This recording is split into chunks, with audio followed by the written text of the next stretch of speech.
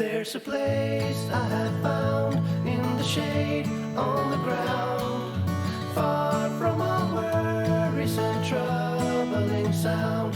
When I go there to be by myself, only me. Hello everyone. I've been trying to inculcate a regular reading habit, and so I'll be reading one chapter of this book every day for the next 30 days. Let's read together.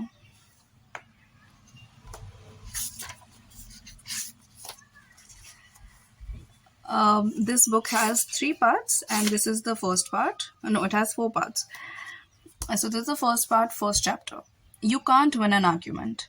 Shortly after the close of World War I learned an invaluable lesson one night in London. I was manager at the time for Sir Ross Smith. During the war, Sir Ross had been the Australian ace out in Palestine, and shortly after peace was declared, he astonished the world by flying halfway around it in 30 days. No such feat had ever been attempted before. It created a tremendous sensation. The Australian government awarded him $50,000. The King of England knighted him, and for a while he was the most talked about man under the Union Jack. I was attending a banquet one night given in Sir Ross's honor, and during the dinner, the man sitting next to me told a humorous story which hinged on the quotation, "There's a divinity that shapes our ends, rough hems, then how we will." The recounter mentioned that the quotation was from the Bible. He was wrong. I knew that. I knew it positively. There couldn't be the slightest doubt about it. And so, to get a feeling of importance and display my superiority, I appointed myself as an unsolicited and unwelcome committee of one to correct him. He stuck to his guns. What? From Shakespeare? Impossible. Absurd. That quotation was from the Bible, and he knew it. The storyteller was sitting on my right, and Frank Gammond, an old friend of mine, was seated on my left. Mr. Gammond had devoted years to the study of Shakespeare, so the storyteller and I agreed to submit the question to Mr. Gammond. Mr. Gammond listened, kicked me under the table, and said, "Dale, you are wrong. The gentleman in right. It is from the Bible." On our way home that night, I said to Mr. Gammond, "Frank, you knew that quotation was from Shakespeare." "Yes, of course," he replied. "Hamlet, Act 5, Scene 2. But we were guests at a festive occasion, my dear Dale." "Why prove to a man he is wrong? Is that going to make him like you? Why not let him save his face? He didn't ask for your opinion. He didn't want it. Why argue with him? Always avoid the acute angle. The man who said that taught me a lesson I'll never forget. I not only had made the storyteller uncomfortable, but had put my friend in an embarrassing situation. How much better it would have been had I not become argumentative. It was a sorely needed lesson because I had been an inveterate arguer.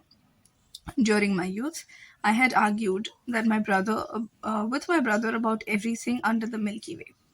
When I went to college, I studied logic and argumentation and went in for debating contests. Talk about being from Missouri. I was born there. I had to be shown.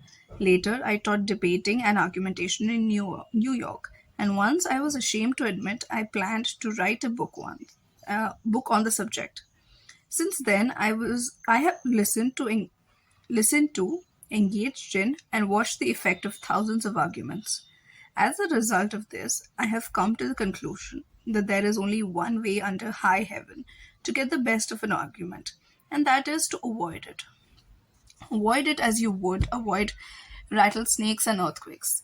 9 times out of 10, an argument ends with each of the contestants more firmly convinced than ever that he is absolutely right. You can't win an argument. You can't, because if you lose it, you lose it, and if you win it, you lose it. Why? Well, suppose you triumph over the other man and shoot his argument full of holes and prove that he is non compos mentis. Then what? You will feel fine. But what about him? You have made him feel inferior. You have hurt his pride. He will resent your triumph, and a man convinced against his will is of the same opinion still. Years ago, Patrick J. Ohio joined one of my classes. He had had little education and how he loved a scrap. He had once been a chauffeur and he came to me because he had been trying, without much success, to sell trucks.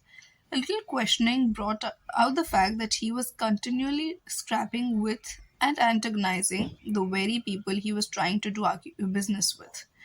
If a prospect said anything derogatory about the trucks he was selling, Pat saw red and was right at the customer's throat. Pat won a lot of arguments in those days. As he said to me afterwards, I often walked out of the office saying, I told that bird something. Sure, I had told him something, but I hadn't sold him anything. My first problem was not to teach Patrick J. Ohio to talk. My immediate task was to train him to refrain from talking and to avoid verbal fights. Mr. Ohio became one of the star salesmen for the White Motor Company in New York. How did he do it? Here is the story in his own words. If I walk into a buyer's office nowadays and he says, what? A white truck? That's no good. I wouldn't take one if you gave it to me.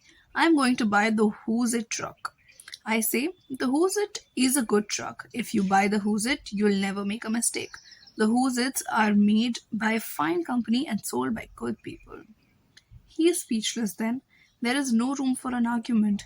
If he says the Who's It is best and I say sure it is, he has to stop. He can't keep on all afternoon saying it's the best when I'm agreeing with him. We then get off the subject of Who's It and I begin to talk about the good points of the white truck. There was a time when a remark like this, first one would have made me see scarlet and red and orange. I would start arguing against the Who's It, and the more I argued against it, the more my prospect argued in favor of it. And the more he argued, the more he sold himself on my competitor's product. Now, as I look back now, I wonder how I was ever able to sell anything. I lost years of my life in scrapping and arguing. I keep my mouth shut now. It pays. As wise old Ben Franklin used to say, if you argue and rankle and contradict, you may achieve a victory sometimes, but it will be an empty victory because you will never get your opponent's goodwill.